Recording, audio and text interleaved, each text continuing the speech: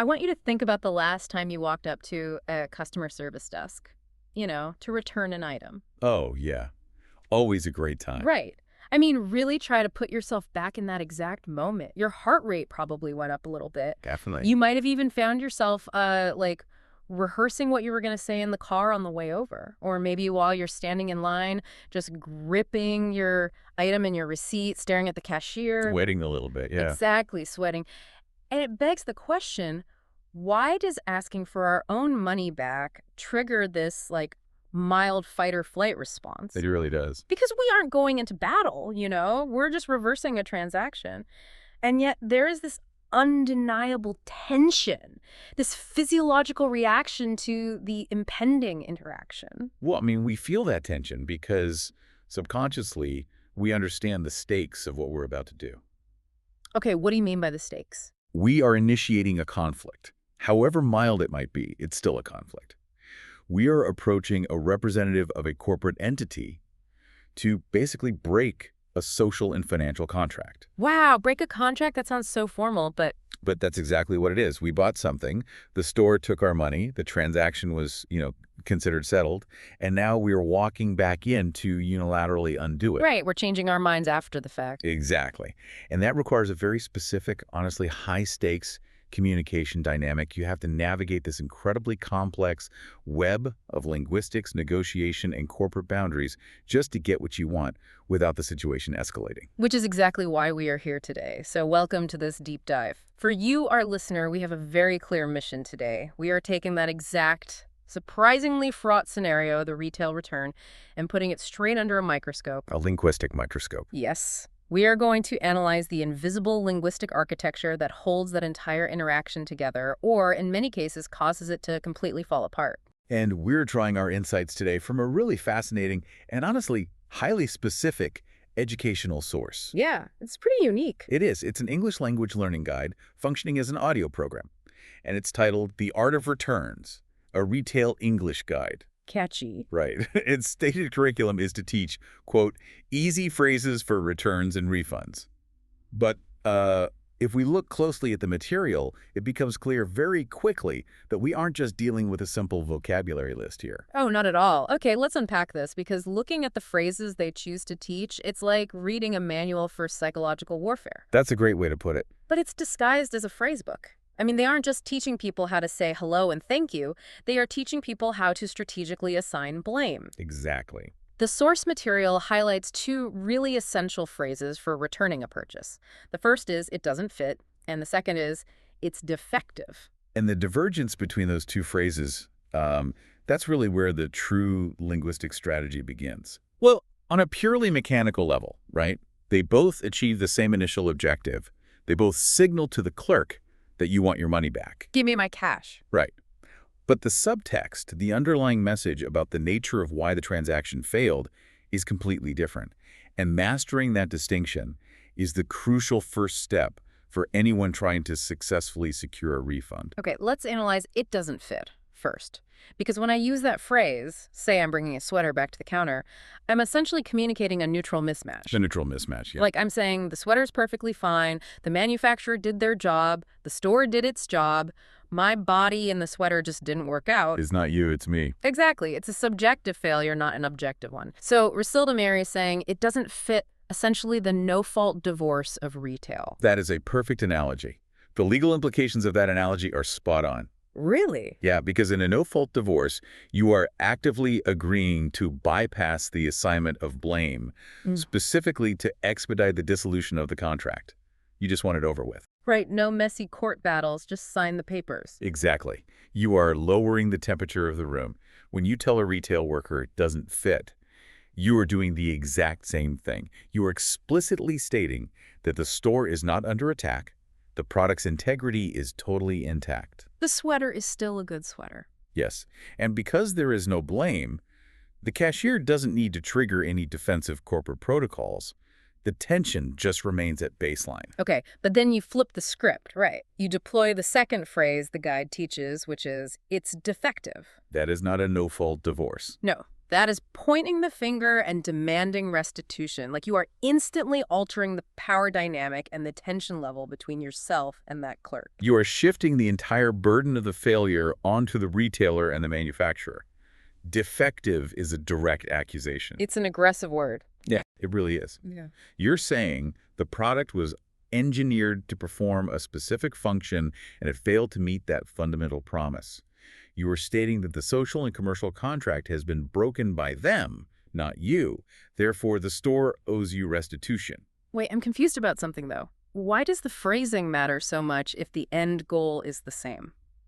William. Well, if I buy a toaster and it's broken, why do I need to worry about the psychology of my phrasing? Shouldn't the physical fact that it's broken be enough? Why is this language guide spending so much time separating these concepts? Okay. You have to look at it from the perspective of the cognitive shift happening in the retail worker's brain. Okay. When they hear doesn't fit, their cognitive load is incredibly low. They literally just press the return to inventory button, they give you your money, everyone moves on with their day. Easy. Right. But the moment the word defective enters the air, their cognitive load spikes. Really? Just from that one word? Oh, absolutely. Because a defective item cannot go back on the shelf. It represents a total loss for the store.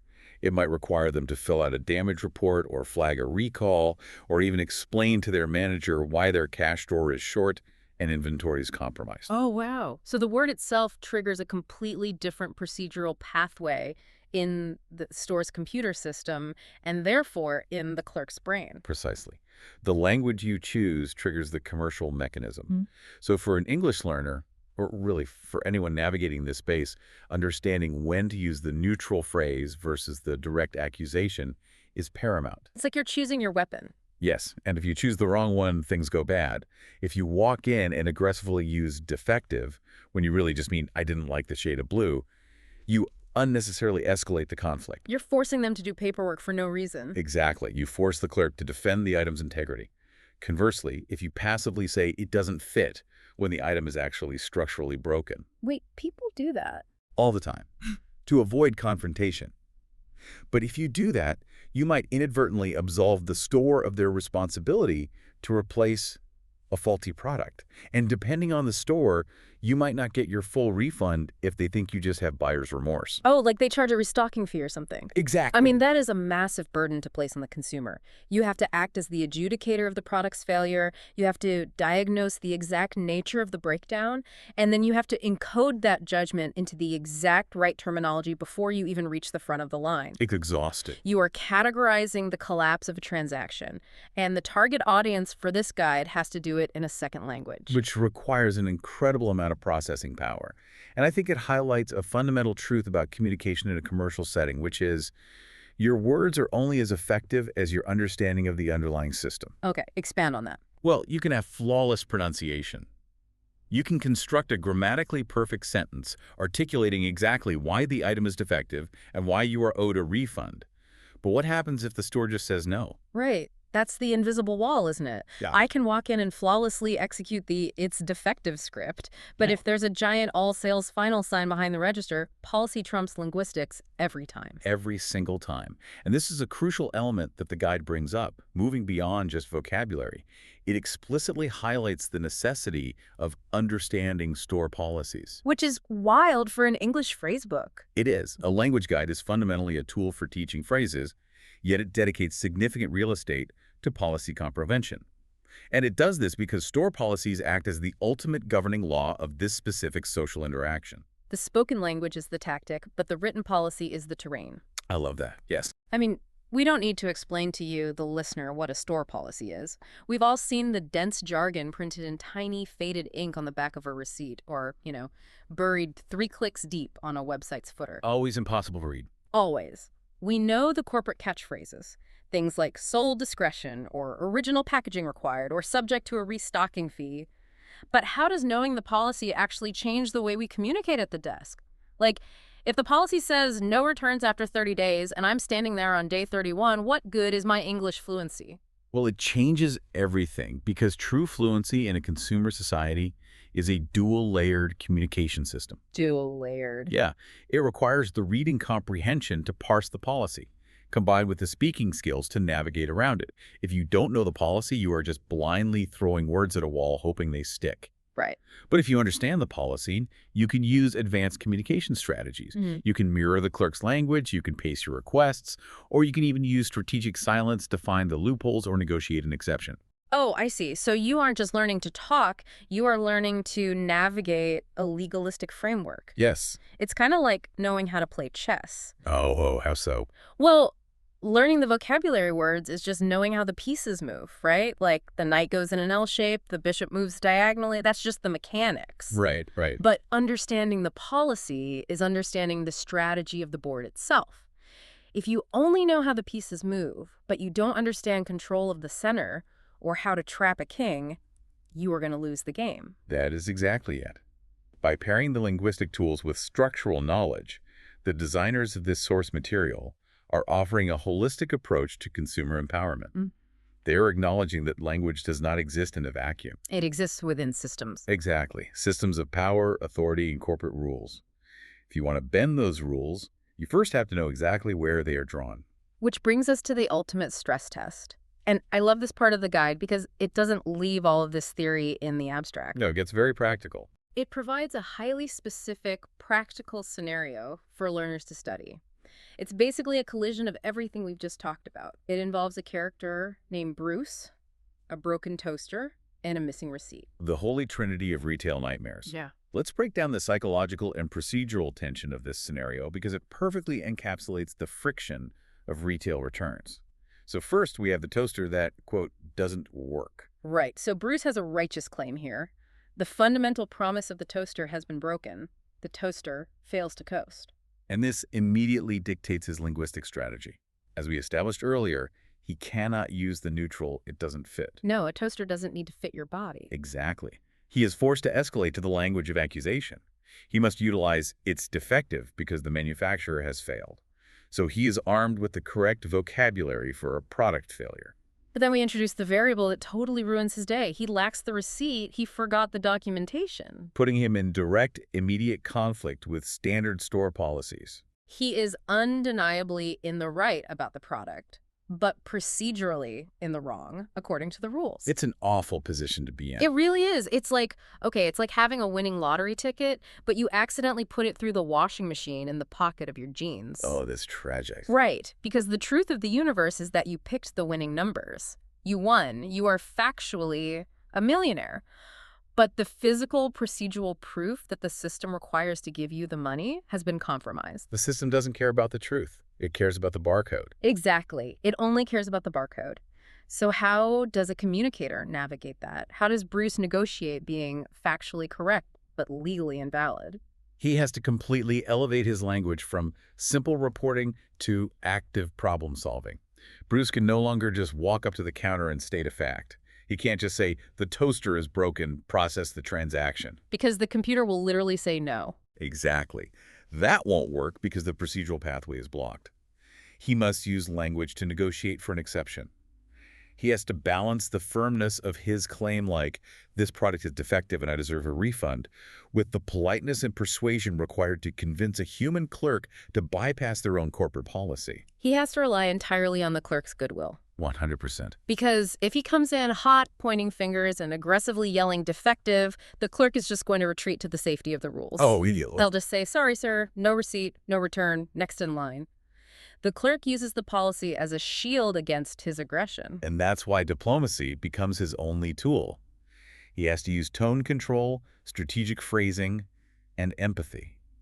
He might use techniques like acknowledging the clerk's lack of authority to break rules or asking open-ended questions, like he might say, "Is there any way we can look up the purchase using the card I bought it with?" Ah, so he is using language to collaboratively solve a problem rather than making demands. Exactly. He's inviting the clerk to be on his team. You know, before we talk about how the source material actually teaches that diplomacy, I want to take a slight tangent here. Okay, sure. Because Bruce's missing receipt scenario feels incredibly specific to a certain era of consumerism, an era that is, frankly, rapidly disappearing. Think about how digital returns have almost entirely neutered this specific linguistic dance we were talking about. Oh, you mean like the Amazon drop-off model? Exactly. Or really any major online retailer nowadays. Now, if I have a defective toaster, I click a button on my phone, a QR code generates, I walk into a UPS store or Whole Like, you Foods. just hand it over. Yeah, I hand them an unboxed, unpackaged toaster, they scan my phone, and I walk out. The human element, the negotiation, the friction, the need for diplomatic phrasing, it's completely gone. It's true. It is fundamentally altering our consumer psychology. We are kind of losing the muscle of returns. The muscle of returns, yeah. The linguistic friction we've been analyzing, the choice between doesn't fit and defective, is being outsourced to a drop-down menu on an app. You don't have to look a human in the eye and assign blame anymore. You just tap a screen. But does removing that friction make us worse communicators? Like, if an English learner today is taught how to navigate a missing receipt with a human clerk, are they learning a dead language? Well, I wouldn't call it a dead language, no, because the underlying principles of conflict resolution and persuasion, they apply far beyond the customer service desk. Okay, fair point. While the physical scenario of the paper receipt might become obsolete, the actual skill of negotiating an exception to a rule is universal. You need that skill when dealing with a landlord, negotiating a salary, or disputing a medical bill. Oh, The totally. physical landscape of retail might be changing, sure, but the necessity of persuasive communication remains. The digital return simply masks the friction. It doesn't eliminate the human need to resolve disputes. That makes sense. And that brings us right back to how the source material chooses to teach this universal skill.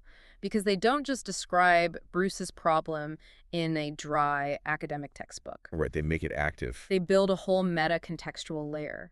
The source dictates a self-introduction at the start.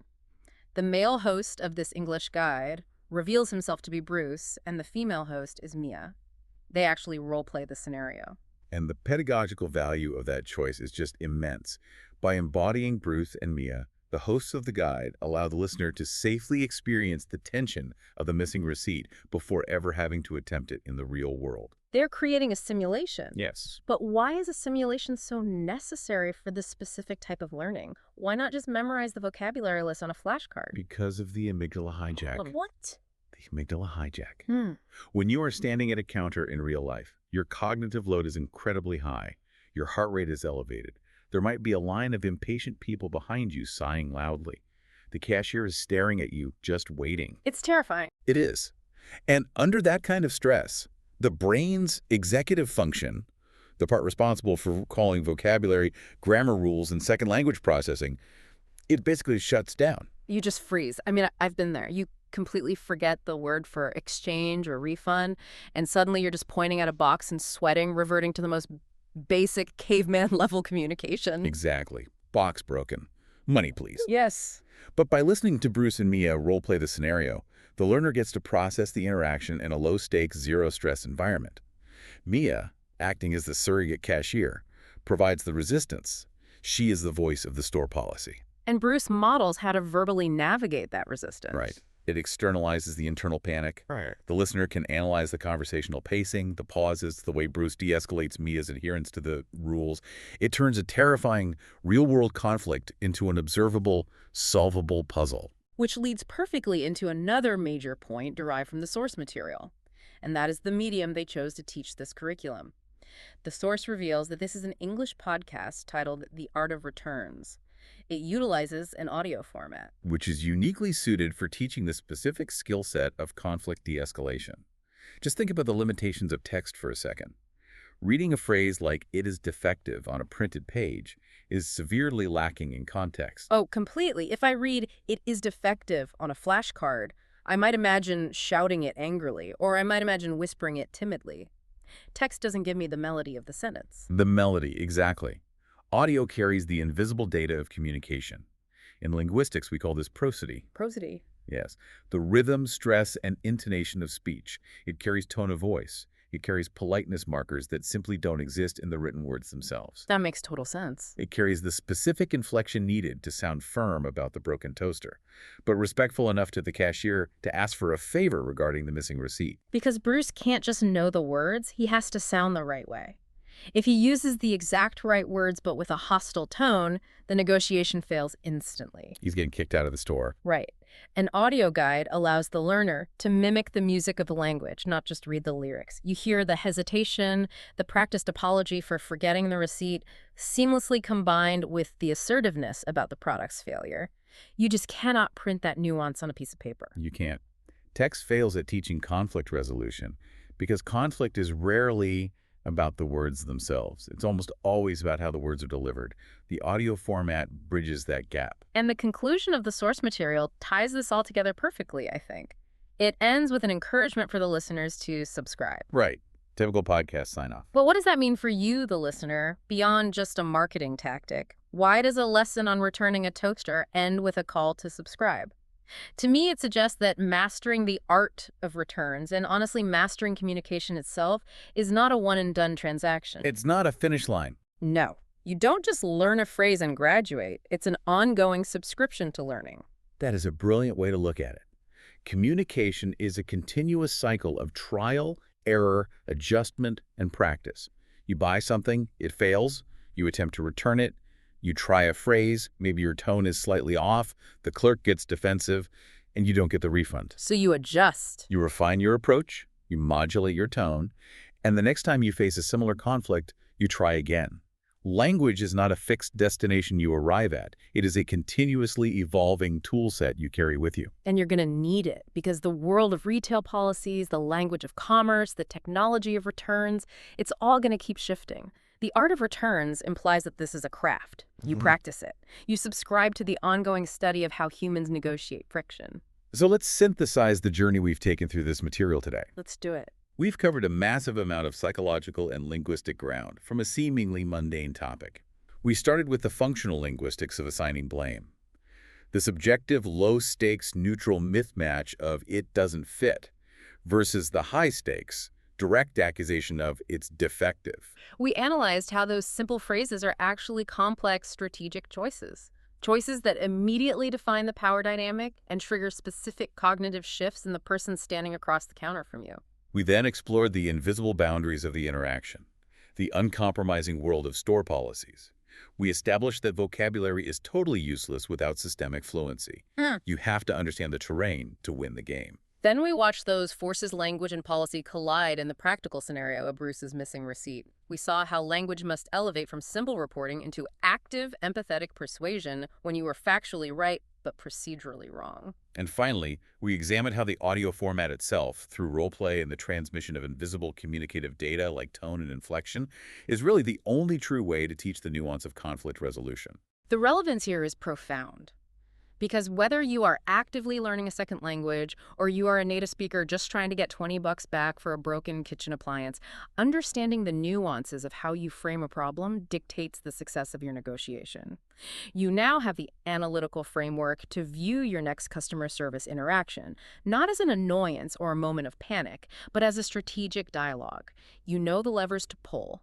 You know how to bypass the invisible walls. You are equipped to navigate the policies, control your tone, and collaboratively solve a problem rather than just making demands. But I want to leave you, the listener, with a final, lingering thought to ponder on your own, a concept that builds on everything we've analyzed today, particularly our tangent about the digital evolution of shopping. Okay, lay it on me.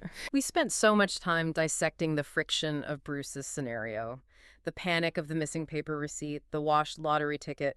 But as we move further into a completely digital era, where our purchase histories are permanently tied to our digital identities, our phones, our loyalty apps, and our credit cards, the concept of a lost receipt might soon disappear entirely.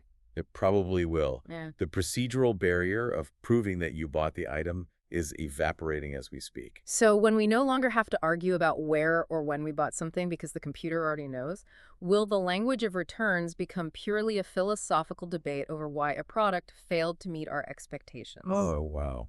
Right. When the procedural hurdle is gone, does the conversation just become a pure, unadulterated debate about the definition of the word defective? That is a fascinating frontier. Mhm. It strips away the policy entirely and leaves only the language. It's definitely something to think about the next time you're standing in line, gripping an item you don't want anymore, feeling that familiar spike in your heart rate. The customer service desk isn't just a place to get your money back.